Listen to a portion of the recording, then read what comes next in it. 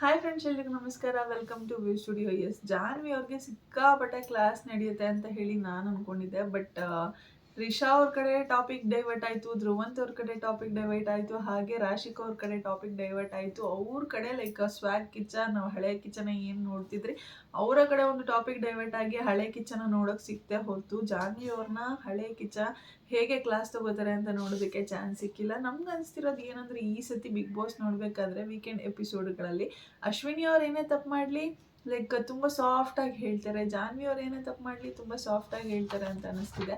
ಒಂದು ಸ್ವಲ್ಪ ರೈಸ್ ಆಗಿ ಹೇಳಿದ್ರು ಅಷ್ಟೇ. ಬಟ್ ನಾವು ಇನ್ನೂ ಸಹ ಜಾಸ್ತಿನೇ ಎಕ್ಸ್ಪೆಕ್ಟ್ ಮಾಡ್ತಿದ್ರಿ ಸುದೀಪ್ ಅವರ ಕಡೆಯಿಂದ. ಜಾನ್ವಿ ಅವ್ರನ್ನ ರೋಸ್ಟ್ ಮಾಡೇ ಮಾಡ್ತಾರೆ ಅಂತ ಹೇಳಿ ತುಂಬಾ ಎಕ್ಸ್ಪೆಕ್ಟ್ ಮಾಡ್ತಿದ್ರಿ. ಯಾಕಂದರೆ ಅಷ್ಟು ಕೆಟ್ಟದಾಗಿ ಜಾನ್ವಿ ಅವರು ಗೇಮನ್ನು ಆಡ್ತಿದ್ದಾರೆ. ಏನನ್ನು ಸಹ ಒಪ್ಕೊಳ್ಳೋದಕ್ಕೆ ರೆಡಿ ಇರೋದಿಲ್ಲ. ಅವ್ರಿಗೆ ಏನೇ ತಪ್ಪು ಮಾಡಿದ್ರು ಸಹ ಬೇರೆಯವ್ರ ಮೇಲೆ ಹೇಳೋಕ್ಕೆ ಟ್ರೈ ಮಾಡ್ತಾರೆ ಹೊರತು ಅವ್ರು ಮಾಡಿರುವಂತಹ ತಪ್ಪನ್ನು ಒಪ್ಕೊಳ್ಳೋದಕ್ಕೆ ಅವ್ರಿಗೆ ಗಟ್ಸ್ ಅನ್ನೋದು ಇರೋದಿಲ್ಲ. ಸೊ ನೆನ್ನೆ ಎಪಿಸೋಡಲ್ಲಿ ಅವ್ರಿಗೆ ತುಂಬ ಚೆನ್ನಾಗಿ ರೋಸ್ಟ್ ಮಾಡ್ತಾರೆ. ಅವ್ರು ಮಾಡಿದಂತಹ ತಪ್ಪನ್ನು ಅವ್ರಿಗೆ ಒಪ್ಕೊಳ್ಳೋ ರೀತಿ ಮಾಡ್ತಾರೆ ಅಂತ ಹೇಳಿ ನಾನು ಅಂದ್ಕೊಂಡಿದ್ದೆ. ಬಟ್ ಖಂಡಿತವಾಗ್ಲೂ ಅವ್ರು ಅದನ್ನು ಮಾಡಿಲ್ಲ. ಆ್ಯಂಡ್ ಇನ್ನು ಚೇಂಜಿಂಗ್ ರೂಮಲ್ಲಿ ಡಿಸ್ಕಷನ್ ಮಾಡಿದಂತಹ ವಿಚಾರ ಬಗ್ಗೆ ಕೂಡ ತುಂಬಾ ಸಾಫ್ಟಾಗಿ ಹೇಳಿಬಿಟ್ರು, ತುಂಬಾ ಸಾಫ್ಟಾಗಿ ಆ ಒಂದು ಟಾಪಿಕ್ನ ಮುಗಿಸ್ಬಿಟ್ರು ಅಂತ ಅನ್ನಿಸ್ತು. ಯಾಕೆ ಅಂದರೆ ಚೇಂಜಿಂಗ್ ರೂಮ್ ಅನ್ನೋದು ಇರೋದು ಜಸ್ಟ್ ಒಂದು ಪರ್ಸ್ನಲ್ ನೀಡ್ಗೋಸ್ಕರ, ಹೆಣ್ಣು ಮಕ್ಕಳಿಗೆ ಪರ್ಸ್ನಲ್ ಸ್ಪೇಸ್ ಅನ್ನೋದು ಬೇಕಾಗುತ್ತೆ. ಸೊ ಅದಕ್ಕೋಸ್ಕರ ಒಂದು ಚೇಂಜಿಂಗ್ ರೂಮನ್ನು ಮಾಡಿದ್ದಾರೆ. ಅದರಲ್ಲಿ ಹೋಗ್ಬಿಟ್ಟು ಇವರು ಯಾರ ಬಗ್ಗೆನೂ ಡಿಸ್ಕಸ್ ಮಾಡಿಕೊಂಡು ನಾವು ಹಂಗಿರೋಣ ಹಿಂಗಿರೋಣ, ಹಂಗೆ ಮಾಡೋಣ ಹಿಂಗೆ ಮಾಡೋಣ ಅಂತ ಡಿಸ್ಕಸ್ ಮಾಡ್ತಾರಲ್ಲ, ಅದು ತುಂಬಾ ತಪ್ಪು. ಆ್ಯಕ್ಚುಲಿ ರೂಲ್ ಬುಕ್ಕಲ್ಲೂ ಕೂಡ ಇದೆ ಇದು, ಬಿಗ್ ಬಾಸ್ ಮನೆಯಲ್ಲಿ ಚೇಂಜಿಂಗ್ ರೂಮಲ್ಲಿ ಹೋಗಿ ಯಾರು ಕೂಡ ಮಾತಾಡೋ ಹಂಗಿಲ್ಲ ಅಂತ ಹೇಳಿ. ಈ ರೀತಿ ಪದೇ ಪದೇ ರೂಲ್ಸ್ಗಳನ್ನು ಬ್ರೇಕ್ ಮಾಡ್ಕೊಂಡೇ ಬರ್ತಿದ್ದಾರೆ. ಅಶ್ವಿನಿ ಅವರಾಗಿರ್ಬೋದು, ಜಾನ್ವಿ ಅವರಾಗಿರ್ಬೋದು. ಚೇಂಜಿಂಗ್ ರೂಮಲ್ಲಿ ಹೋಗಿ ಮಾತಾಡೋದಾಗಿರ್ಬೋದು, ಅಥವಾ ಮೈಕನ್ನು ತೆಗೆದು ಮಾತಾಡೋದಾಗಿರ್ಬೋದು, ಈ ರೀತಿ ಎಲ್ಲ ತುಂಬ ಮಿಸ್ಟೇಕ್ಸ್ಗಳನ್ನ ಮಾಡ್ಕೊಂಡೇ ಬರ್ತಿದ್ದಾರೆ. ಬಟ್ ಅವ್ರಿಗೆ ಒಂದು ಎಕ್ಸಮ್ಷನ್ ಅನ್ನೋದು ಕೊಟ್ಕೊಂಡೇ ಹೋಗ್ತಿದ್ದಾರೆ ಹೊರತು ಅವ್ರಿಗೆ ಒಂದು ಪನಿಷ್ಮೆಂಟ್ ಅನ್ನೋದು ಖಂಡಿತವಾಗ್ಲೂ ಸಿಗ್ತಿಲ್ಲ. ಆ್ಯಂಡ್ ಈ ರೀತಿ ಪನಿಷ್ಮೆಂಟ್ ಕೊಟ್ಟಿಲ್ಲ ಅಂತಂದರೆ ಲೈಕ್ ನಮಗೆ ಹೇಗೆ ಕಾಣಿಸುತ್ತೆ ಈ ವಾರದ ಕತೆ ಕಿಚನ ಜೊತೆ ಎಪಿಸೋಡ್ ಅಂತಂದರೆ, ಪಾಪ ಅವ್ರಿಗೊಂದು ನ್ಯಾಯ ಇವ್ರಿಗೊಂದು ನ್ಯಾಯ ಅನ್ನೋ ರೀತಿ ಕಾಣಿಸ್ತಿದೆ ಈ ಬಾರಿ Bigg Boss especially. Like Gilli ನಟ ಅವ್ರಿಗಾಗಿರ್ಬೋದು ಅಥವಾ ರಕ್ಷಿತಾ ಶೆಟ್ಟಿ ಅವ್ರಿಗಾಗಿರ್ಬೋದು, ಅವ್ರನ್ನೇ ಒಂದು ರೀತಿ ನೋಡ್ತಿದ್ದಾರೆ. ಇವ್ರು ಸ್ವಲ್ಪ ಏಜ್ ಪರ್ಸನ್ ಆಗಿರ್ಬೋದು ಅಥವಾ ಒಳ್ಳೆ ಬ್ಯಾಕ್ಗ್ರೌಂಡಿಂದ ಬಂದಿರೋರಾಗಿರ್ಬೋದು. ಸೊ ಅದಕ್ಕೋಸ್ಕರನೇ ಇವ್ರನ್ನ ತುಂಬಾ ಒಂಥರ ಹೈ ರೇಂಜಲ್ಲಿ ನೋಡ್ತಿದ್ದಾರೆ ಅಂತ ಕಾಣಿಸ್ತಿದೆ. ಇದು ನಿಜವಾಗ್ಲೂ ತಪ್ಪಾಗುತ್ತೆ. ಆ್ಯಂಡ್ ಇನ್ನು ಕಳಪೆ ಕೊಟ್ಟಿರುವಂತಹ ವಿಚಾರ, ಅದು ಕೂಡ ಎಷ್ಟು ಸಾಫ್ಟಾಗಿ ಹೇಳಿದ್ರು. ಕಳಪೆ ಅನ್ನೋದು ನೀವು ನಿಮ್ಮ ಓನ್ ಡಿಸಿಷನಲ್ಲಿ ಕೊಡಬೇಕಾಗುತ್ತೆ. ನೀವು ಅದನ್ನು ಹೋಗಿ ಡಿಸ್ಕಸ್ ಮಾಡಿ ಇನ್ನೊಬ್ಬರ ತಲೆಗೆ ಒಬ್ಬರ ಹೆಸರನ್ನು ಹಾಕಿ ಅಲ್ಲಿ ಕಳಪೆ ಕೊಡೋದಿದೆಯಲ್ಲ, ಅಲ್ಲಿ ನೀವೆಲ್ಲರೂ ಸಹ ಕಳಪೆ ಆಗ್ತೀರಾ ಅಂತ ಹೇಳ್ತಿದ್ದಾರೆ. ಸೊ ಇಷ್ಟು ಸಾಫ್ಟಾಗಿ ಹೇಳುವಂತಹ ಕಿಚ್ಚ ಸುದೀಪ್ ನಮಗೆ ಖಂಡಿತವಾಗ್ಲೂ ಬೇಡ ಹೋಸ್ಟ್ ಆಗಿ. ಯಾಕೆ ಅಂತಂದರೆ, ಯಾರಾದರೂ ಒಬ್ಬರು ತಪ್ಪು ಮಾಡಿದ್ದಾರೆ ಅಂತಂದಾಗ ಖಂಡಿತವಾಗ್ಲೂ ನೀವು ತಪ್ಪು ಮಾಡಿದ್ದೀರಾ, ನಿಮ್ಮ ತಪ್ಪಿಗೆ ಶಿಕ್ಷೆ ಆಗಲೇಬೇಕು ಅಂತ ನೆನೆಸ್ಕೊಡ್ತಿದ್ರಲ್ಲ ಬಿಗ್ ಬಾಸ್ ಶೋನ, ಅಂತಹ ಸುದೀಪ್ ಅವ್ರನ್ನ ನಾವು ನೋಡೋದಕ್ಕೆ ಇಷ್ಟಪಡ್ತೀರಿ. ಇಲ್ಲಿ ಜಸ್ಟ್ ಅಶ್ವಿನಿ ಮ್ಯಾಮ್ ಅವರಿದ್ದಾರೆ ಅಥವಾ ಜಾನ್ವಿ ಅವರಿದ್ದಾರೆ ಅಂತ ಅಂದಿದ ತಕ್ಷಣ ಅವ್ರು ಏನೇ ತಪ್ಪು ಮಾಡಿದ್ರು ಸರಿ ಅನ್ನೋ ಹಾಗೆ ತುಂಬಾ ಸಾಫ್ಟಾಗಿ ಹೇಳ್ಕೊಂಡು ಹೋಗ್ತಿದ್ದಾರೆ. ಕಳಪೆ ಕೊಡೋ ವಿಚಾರದಲ್ಲಾಗಿರ್ಬೋದು ಅಥವಾ ನಾಮಿನೇಷನ್ ಮಾಡೋ ವಿಚಾರದಲ್ಲಾಗಿರ್ಬೋದು ಅವ್ರು ತುಂಬಾ ಮಾತಾಡ್ತಿರ್ತಾರೆ. ಲೈಕ್ ಎವಿಡೆಂಟಾಗಿ ಕ್ಲಿಯರಾಗಿ ಗೊತ್ತಾಗ್ತಿರುತ್ತೆ. ಲೈಕ್ ಒಬ್ಬರ ತಲೆಗೆ ಇನ್ನೊಬ್ಬರ ಹೆಸರನ್ನ ಹಾಕ್ತಿದ್ದಾರೆ ಅಂತ ಹೇಳಿ ಕ್ಲಿಯರಾಗಿ ಗೊತ್ತಾಗ್ತಿರುತ್ತೆ ನಮ್ಮೆಲ್ರಿಗೂ ಸಹ. ಬಟ್ ಇಲ್ಲಿ ಸುದೀಪ್ ಸರ್ ಏನಕ್ಕೆ ಇದನ್ನು ಇದ್ರ ಬಗ್ಗೆ ಚರ್ಚೆ ಮಾಡ್ತಿಲ್ಲ, ಏನಕ್ಕೆ ತುಂಬ ಸ್ಟ್ರಾಂಗ್ ಆಗಿ ಅವ್ರಿಗೆ ಒಂದು ವಾರ್ನಿಂಗನ್ನು ಕೊಡ್ತಿಲ್ಲ ಅನ್ನೋದು ಗೊತ್ತಾಗ್ತಿಲ್ಲ. ಇದೇನು ಫಸ್ಟ್ ಟೈಮ್ ಅಲ್ಲ ಅಥವಾ ಸೆಕೆಂಡ್ ಟೈಮ್ ಅಲ್ಲ, ಪದೇ ಪದೇ ಪ್ರತಿ ವಾರ ಕಳಪೆ ಅಂತ ಬಂದಾಗಲೂ ಸಹ ಅವರು ಇದ್ರ ಬಗ್ಗೆ ಚರ್ಚೆನ ಮಾಡೇ ಮಾಡ್ತಾರೆ. ಆ್ಯಂಡ್ ನಾಮಿನೇಷನ್ಗೂ ಅಂತ ಬಂದಾಗಲೂ ಸಹ ಯಾರ ಹೆಸರನ್ನ ತಗೋಬೇಕು ಅಂತ ಹೇಳಿ ಡಿಸ್ಕಸನ್ನು ಮಾಡಿರ್ತಾರೆ. ಆ್ಯಂಡ್ ಏನು ರೀಸನ್ಸ್ ಕೊಡಬೇಕು ಅಂತ ಹೇಳಿ ಕೂಡ ಡಿಸ್ಕಸನ್ನು ಮಾಡಿರ್ತಾರೆ. ಸೊ ಇವ್ರು ಏನೇ ಮಾಡಿದ್ರು ಸರಿ ಅನ್ನೋ ರೀತಿ ಆಗೋಗ್ಬಿಟ್ಟಿದೆ ಬಿಗ್ ಬಾಸ್ ಮನೆಯಲ್ಲಿ. ಸ್ವಲ್ಪ ಏಜ್ಡ್ ಪರ್ಸನ್ ಅಂತ ಅಂದಿದ ತಕ್ಷಣ ಏನೇ ಮಾಡಿದ್ರು ಸರಿ ಅಂತ ಅನ್ನೋ ರೀತಿ ಏನಕ್ಕಾಯಿತು? ಲೈಕ್ ಅಶ್ವಿನಿ ಅವರು ಒಂದಷ್ಟು ಕಂಟೆಂಟನ್ನು ಕೊಡ್ತಿದ್ದಾರೆ, ಎಸ್ ಅಫ್ಕೋರ್ಸ್ ಅಶ್ವಿನಿ ಅವ್ರ ಕಂಟೆಂಟನ್ನು ಕೊಡ್ತಿದ್ದಾರೆ. ಜಾನ್ವಿ ಅವ್ರ ಕಂಟೆಂಟನ್ನು ಕೊಡ್ತಿದ್ದಾರೆ, ಎಸ್ ಅಫ್ಕೋರ್ಸ್ ಕಂಟೆಂಟನ್ನು ಕೊಡ್ತಿದ್ದಾರೆ. ಬಟ್ ಇವ್ರು ಎಷ್ಟು ಮಿಸ್ಟೇಕ್ಸ್ಗಳನ್ನು ಮಾಡ್ತಿದ್ದಾರೆ, ಎಷ್ಟು ಮಿಸ್ಟೇಕ್ಸ್ ಮಾಡಿದ್ರು ಸಹ ಇವ್ರಿಗೆ ತುಂಬಾ ಸಾಫ್ಟಾಗಿ ಅವ್ರ ಮಿಸ್ಟೇಕ್ಸ್ಗಳನ್ನು ಮುಚ್ಚಾಕ್ತಿದ್ದಾರೆ ಅನಿಸ್ತಿದೆ ಹೊರತು ಲೈಕ್ ಇವ್ರಿಗೆ ಒಂದು ಸ್ಟ್ರಾಂಗ್ ಕಿಚ್ಚ ಹೇಗೆ ಬಂದು ರಗಡಾಗಿ ರೋಸ್ಟ್ ಮಾಡಿ ಕ್ಲಾಸ್ ತಗೋಬೇಕು ಆ ರೀತಿ ತಗೋತಿಲ್ಲ. ಆ್ಯಂಡ್ ಜಾನ್ವಿ ಅವ್ರಿಗಂತೂ ಎಷ್ಟು ಉಗಿದ್ರೂ ಮಾನ ಮರ್ಯಾದೆ ಇಲ್ಲ ಅಂತ ಅನ್ಸುತ್ತೆ. ಯಾಕೆ ಅಂತಂದರೆ ಲೈಕ್ ಎಷ್ಟೇ ಸಾಫ್ಟಾಗಿ ಹೇಳಿದ್ರು ಸಹ ಅವರ ಮರ್ಯಾದೆನ ಕಾಪಾಡಬೇಕು ಅಂತ ಹೇಳಿ ಕಿಚ್ಚ ಸುದೀಪ್ ಅವ್ರು ಎಷ್ಟೇ ಸಾಫ್ಟಾಗಿ ಹೇಳ್ತಿದ್ರು ಸಹ ಇವರ ತಪ್ಪನ್ನು ಇವರು ತಿದ್ದುಕೊಳ್ಳುವಂತಹ ಒಂದು ನೇಚರ್ ಅಂತೂ ಇವ್ರಿಗೆ ಖಂಡಿತವಾಗ್ಲೂ ಇಲ್ಲ. ನಾನು ತಪ್ಪು ಮಾಡಿದ್ದೀನಿ ಅಂತ ಹೇಳಿ ಒಪ್ಕೊಂಡು ಅದನ್ನು ತಿದ್ದುಕೊಳ್ಳುವಂತಹ ನೇಚರ್ ಖಂಡಿತವಾಗ್ಲೂ ಇಲ್ಲ ಅಂತ ಅನ್ನಿಸ್ತಿದೆ.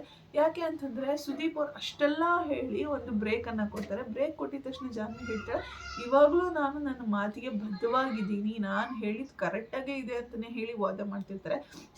ಆ್ಯಂಡ್ ಮತ್ತೆ ಬ್ರೇಕ್ ಮುಗಿದು ಸ್ಟಾರ್ಟ್ ಆಗಿದ ತಕ್ಷಣ ಸುದೀಪ್ ಅವರು ಹೇಳ್ತಾರೆ, ಈ ಟಾಪಿಕ್ ಇಲ್ಲಿಗೆ ಬಿಟ್ಬಿಡಿ ಅಂತ ಹೇಳ್ತಾರೆ.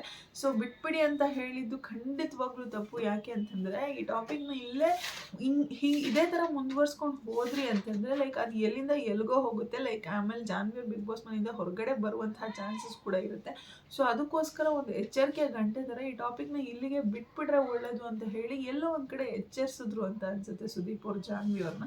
ಸೊ ಇದೆಲ್ಲ ಮಾಡುವಂತಹ ಅವಶ್ಯಕತೆ ಇಲ್ಲ. ಅವ್ರು ತಪ್ಪು ಮಾಡಿದ್ದಾರೆ ಅಂತಂದಾಗ ಖಂಡಿತವಾಗ್ಲೂ ತಪ್ಪು ಮಾಡಿದ್ದಾರೆ. ನೀವು ಬಿಗ್ ಬಾಸ್ ಮನೆಯಿಂದ ಹೊರಗಡೆ ಹೋಗುವಂಥ ಕೆಲಸ ಮಾಡಿದ್ದೀರಾ ಅಂತಂದಾಗ ಹೊರಗಡೆ ಹೋಗಲೇಬೇಕಾಗುತ್ತೆ.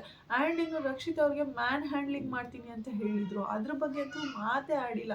ಯಾಕೆ ಅಂತಂದರೆ ಒಂದಷ್ಟು ಟಾಸ್ಕ್ಗಳಲ್ಲಿ ಫ್ರಸ್ಟ್ರೇಟ್ ಆಗಿದ್ರು ಜಾನ್ವಿ ಅವ್ರಿಗೆ ರಕ್ಷಿತ್ ಅವರು ತುಂಬಾ ಕೀಳ್ಮಟ್ಟದಲ್ಲಿದ್ದಾರೆ. ಅವ್ರ ಮಾತನ್ನು ನಾವು ಕೇಳಬಾರ್ದು ಅನ್ನೋದಂತೂ ಒಂದು ತಲೆನಲ್ಲಿ ಇದೆ.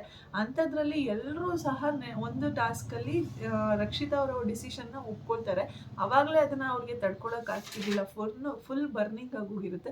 ಆ್ಯಂಡ್ ನೆಕ್ಸ್ಟ್ ಟಾಸ್ಕಲ್ಲೂ ಕೂಡ ರಕ್ಷಿತ್ ಅವರು ಬಂದು ಒಂದು ಒಪಿನಿಯನ್ನ ಹೇಳಿದಾಗ ಅವ್ರಿಗಂತೂ ಫುಲ್ ತಡ್ಕೊಳ್ಳೋದಕ್ಕೆ ಆಗೋದಿಲ್ಲ. ರಕ್ಷಿತ್ ಅವ್ರು ಏನಾದರೂ ನಮ್ಮ ಮಾತನ್ನು ಕೇಳಿಲ್ಲ ಅಂತಂದರೆ ಅವಳಿಗೆ ಮ್ಯಾನ್ ಹ್ಯಾಂಡ್ಲಿಂಗ್ ಮಾಡಿ ಬಿಗ್ ಬಾಸ್ ಮನೆಯಿಂದ ಹೊರಗಡೆ ಹೋಗ್ಬಿಡ್ತೀನಿ, ಅಷ್ಟು ಕೋಪ ಬರ್ತಿದೆ ನನಗೆ ಅಂತ ಹೇಳಿದರು. ಸೊ ಮ್ಯಾನ್ ಹ್ಯಾಂಡ್ಲಿಂಗ್ ಮಾಡ್ತೀನಿ ಅಂತ ಅಂದಿದ್ದು ಎಷ್ಟರ ಮಟ್ಟಕ್ಕೆ ಸರಿ? ಇದೊಂಥರ ಧಮಕಿ ಹಾಕೋ ರೀತಿ ಅಲ್ವಾ? ಲೈಕ್ ಅವಳು ನನ್ನ ಮಾತು ಕೇಳಿಲ್ಲ ಅಂತಂದ್ರೆ ನಾನು ಮ್ಯಾನ್ ಹ್ಯಾಂಡ್ಲಿಂಗ್ ಮಾಡ್ತೀನಿ, ನಾನು ಬಿಗ್ ಬಾಸ್ ಮನೆಯಿಂದ ಹೊರಗಡೆ ಕಳಿಸಿದ್ರು ಪರವಾಗಿಲ್ಲ ಅಂತ ಹೇಳ್ತಾರಲ್ಲ. ಸೊ ಇದ್ರ ಬಗ್ಗೆ ಕೂಡ ಚರ್ಚೆ ಮಾಡಬೇಕಾಗಿತ್ತು. ಆ್ಯಂಡ್ ಹಾಗೆ ಹಾಲಿನ ವಿಚಾರ ಕೂಡ ಚರ್ಚೆ ಮಾಡಬೇಕಾಗಿತ್ತು. ಎಷ್ಟು ಚೆನ್ನಾಗಿ ಎತ್ತಾಕ್ಬಿಟ್ರು. ಒಂದು ಕಾಫಿ ವಿಚಾರ ಆಗಿರ್ಬೋದು, ಕಾಫಿ ಪೌಡರ್ನ ತೊಗೊಂಡೋಗಿ ಇಟ್ಕೊಂಡು ರೂಮಲ್ಲಿ ಇಟ್ಕೊಂಡು ಇವರ ಒಂದು ಬಕೆಟ್ ಗ್ಯಾಂಗು ಅವರೇ ಕಾಫಿನ ಯೂಸ್ ಮಾಡ್ಕೊಂಡು ಕುಡಿತಾರೆ ಅಂತಂದರೆ ಬಿಗ್ ಬಾಸ್ ಮನೆಯಲ್ಲಿ ಬೇರೆ ಕಂಟೆಸ್ಟೆಂಟ್ಗಳಿಗೇನು ಬರೀ ನೀರು ಕುಡ್ಕೊಂಡು ಬದುಕಕ್ಕೆ ಬಂದಿದ್ದಾರಾ? ಅವರು ಹಾಗೆ ಮಾಡ್ಬೋದಲ್ಲ. ಕೊಟ್ಟಂತಹ ಎಲ್ಲ ಐಟಮ್ಸ್ಗಳನ್ನ ಇವ್ರಿಗೆ ಎಷ್ಟೆಷ್ಟು ಬೇಕೋ ಎಲ್ಲ ತೊಗೊಂಡೋಗಿ ಇಟ್ಕೊಂಡು ಇವ್ರಿಗೇನು ಇಲ್ದಿರೋ ರೀತಿ ಮಾಡ್ಬೋದಲ್ಲ ಅವ್ರೂ. ಇವ್ರು ಎಷ್ಟು ಚೀಪಾಗಿ ಆಡ್ತಿದ್ದಾರೆ ಅಂದರೆ ಜಸ್ಟ್ ಒಂದು ಕಾಫಿ ಪುಡಿಗೋಸ್ಕರ ಇಷ್ಟೆಲ್ಲ ಮಾಡ್ತಿದ್ದಾರೆ ಅಂತಂದರೆ. ಆ್ಯಂಡ್ ಇನ್ನು ಬೇರೆ ದೊಡ್ಡ ದೊಡ್ಡ ವಿಚಾರಗಳು ಅಂತ ಬಂದಾಗ ಎಷ್ಟೆಲ್ಲ ಕುತಂತ್ರಗಳನ್ನ ಇವ್ರು ಮಾಡಬೇಡ. ಆ್ಯಂಡ್ ಇದ್ರ ಬಗ್ಗೆ ಮಾತಾಡಬೇಕಾಗಿತ್ತು. ಹಾಲು ಪ್ಯಾಕೆಟ್ ಕದ್ಬಿಟ್ಟು ಇವರ ಬಕೆಟ್ ಗ್ಯಾಂಗ್ ಅವ್ರು ಎಲ್ಲರೂ ಸಹ ಕಾಫಿ ಮಾಡ್ಕೊಂಡು ಕುಡಿದ್ಬಿಟ್ಟು ಸೇಫಾಗಿ ಹಾಲು ಪ್ಯಾಕೆಟ್ನ ತೊಗೊಂಡೋಗಿ ಕ್ಯಾಪ್ಟನ್ ರೂಮಲ್ಲಿ ಇಟ್ಬಿಟ್ಟು ಬರ್ತಾರೆ. ಇಟ್ಬಿಟ್ಟು ಬಂದಮೇಲೆ ಕ್ಯಾಪ್ಟನ್ ಹೋಗಿ ಕೇಳಿದಾಗ ಇನ್ನೊಂದು ಪ್ಯಾಕೆಟ್ ಹಾಲಿರ್ಬೇಕಾಗಿತ್ತಲ್ಲ, ಯಾರು ಓಪನ್ ಮಾಡಿದ್ದು ಅಂತ ಕೇಳಿದಾಗ ಕ್ಲಿಯರಾಗಿ ನೀಟಾಗಿ ಸೈಲೆಂಟಾಗಿ ಗಿಲ್ಲಿ ಮೇಲೆ ಎತ್ತಾಕ್ಬಿಡ್ತಾರೆ. ಅದನ್ನು ಅಶ್ವಿನಿ ಅವರಾಗಿರ್ಬೋದು ಅಥವಾ ಜಾನ್ವಿ ಅವರಾಗಿರ್ಬೋದು. ಅಲ್ಲಿ ಎಷ್ಟೊಂದು ಜನ ಕಾಫಿನ ಕುಡ್ದಿರೋರೆಲ್ಲ ಸುಮ್ಮನೆ ಇರ್ತಾರೆ. ಬಟ್ ಇವರು ಗಿಲ್ಲಿ ಮೇಲೆ ಎತ್ತಾಕ್ತಾರೆ. ಸೊ ಅದಕ್ಕೆ ಇವರು ಪಾಯಿಂಟ್ ಔಟ್ ಆಗೋದು. ಗಿಲ್ಲಿ ಮೇಲೆ ಎತ್ತಾಕ್ತಾರೆ ಸರಿ, ಓಕೆ, ಒಂದು ಮಟ್ಟದವರೆಗೂ ಸರಿ. ಅದು ಗಿಲ್ಲಿ ಮೇಲೆ ಬೇರೆಯವ್ರ ಮೇಲೆ ಹೇಳೋದು, ಅವ್ನು ತೊಗೊಂಡಿರ್ಬೋದು, ಇವನು ತಗೊಂಡು ಎಲ್ಲೋ ಒಂದು ಕಂಟೆಂಟ್ ಕೊಡೋಕ್ಕಾಗಿರ್ಬೋದು ಅಥವಾ ಸ್ವಲ್ಪ ಕಾಮಿಡಿ ಫನ್ ಮಾಡೋಕ್ಕಾಗಿರ್ಬೋದು. ಗಿಲ್ಲಿ ಮೇಲೆ ಹೇಳಿದ್ರು ಸರಿ. ಬಟ್ ಅದನ್ನು ಹೇಳಿದಂತಹ ರೀತಿ ಯಾವ ರೀತಿ ಇತ್ತು ಅಂತಂದರೆ ಸೀರಿಯಸ್ ಆಗಿ ನಾವು ಏನೂ ಮಾಡಲೇ ಇಲ್ಲ, ಅದನ್ನು ಮಾಡಿರೋದು ಗಿಲ್ಲಿನೇ ಅನ್ನೋ ರೀತಿ ಅಶ್ವಿನಿ ಮೇಡಮ್ ರಿಯಾಕ್ಷನ್ ಕೂಡ ಇತ್ತು, ಹಾಗೆ ಜಾನ್ವಿ ಅವರ ರಿಯಾಕ್ಷನ್ ಕೂಡ ಇತ್ತು. ಆ್ಯಂಡ್ ಪಾಪ ಗಿಲ್ಲಿ ನೇಚರ್ ನಮ್ಮೆಲ್ಲರಿಗೂ ಗೊತ್ತೇ ಇದೆ. ಅವನು ಯಾವುದೇ ಒಂದು ಸಿಚುವೇಶನ್ ಕೊಟ್ಟರು ಸಹ ಅವನು ಕಾಮಿಡಿಯಾಗೆ ಆನ್ಸರ್ ಮಾಡೋದಕ್ಕೆ ಟ್ರೈ ಮಾಡ್ತಿರ್ತಾನೆ. ಸೊ ಅಲ್ಲೂ ಸಹ ಗಿಲ್ಲಿ ಕಾಮಿಡಿಯಾಗಿಯೇ ಕ್ಯಾಪ್ಟನ್ ಮಾಡುವವರಿಗೆ ಉತ್ತರ ಕೊಟ್ಟಿದ್ದ. ನಾನು ತಗೊಂಡಿಲ್ಲ ಅಂತ ಹೇಳಿ ಕಾಮಿಡಿಯಾಗಿಯೇ ಉತ್ತರ ಕೊಟ್ಟ. ಬಟ್ ಇಲ್ಲಿ ಕಾಮಿಡಿಯಾಗಿ ಉತ್ತರ ಕೊಟ್ಟಾಗಲೂ ಸಹ ಗಿಲ್ಲಿನೇ ನೆಗೆಟಿವ್ ಆಗಿ ಕಾಣಿಸ್ತಾ ಹೋಯ್ತು.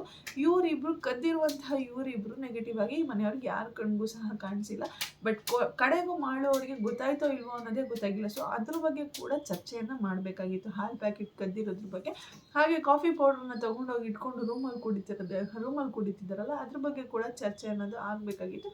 ಇದ್ರ ಬಗ್ಗೆನೂ ಕೂಡ ಚರ್ಚೆ ಆಗಿಲ್ಲ. ಯಾಕೆ ಲಾಸ್ಟ್ ವೀಕಲ್ಲಿ ಸುದಿ ಅವರು ಹಣ್ಣು ಕದ್ದು ಕಟ್ ಮಾಡ್ಕೊಂಡು ತಿಂದಿದ್ರ ಬಗ್ಗೆ ಚರ್ಚೆ ನಡೀತಲ್ವ. ಸೊ ಅದೇ ರೀತಿ ಇವರಿಬ್ಬರಿಗೆ ಯಾಕೆ ಮಾಡಿಲ್ಲ? ಇವರಿಬ್ಬರು ಮಾಡಿರೋಂಥ ಕೆಲಸನ ಯಾಕೆ ತೋರಿಸ್ಕೊಟ್ಟಿಲ್ಲ?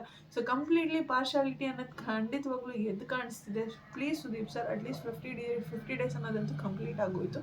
ಇನ್ನು ಮುಂದೆ ಬರುವಂತಹ ಎಪಿಸೋಡಲ್ಲಾದರೂ ಎಲ್ಲರೂ ಒಂದೇ ರೀತಿ ನೋಡೋದಕ್ಕೆ ಟ್ರೈ ಮಾಡಿ ಅಂತ ಹೇಳ್ತಾ ಇವತ್ತಿನ ಎಪಿಸೋಡನ್ನು ಇಲ್ಲಿಗೆ ಮುಗಿಸ್ತಾ ಇದ್ದೀನಿ. ಯಾರಿಗೆಲ್ಲ ವಿಡಿಯೋ ಇಷ್ಟ ಆಗಿದೆ ಪ್ಲೀಸ್ ಲೈಕ್ ಮಾಡಿ, ಶೇರ್ ಮಾಡಿ, ಕಮೆಂಟ್ ಮಾಡಿ. ಹಾಗೆ ಯಾರೆಲ್ಲ ಇನ್ನೂ ನನ್ನ ಚಾನಲ್ನ ಸಬ್ಸ್ಕ್ರೈಬ್ ಮಾಡ್ತೀರಾ, ವಿಡಿಯೋನ ನೋಡಿದ್ದೀರೋ ಪ್ಲೀಸ್ ಬೇಗ ಸಬ್ಸ್ಕ್ರೈಬ್ ಮಾಡ್ಕೊಳ್ಳಿ. Thank you so much. Love you all. Take care. Bye.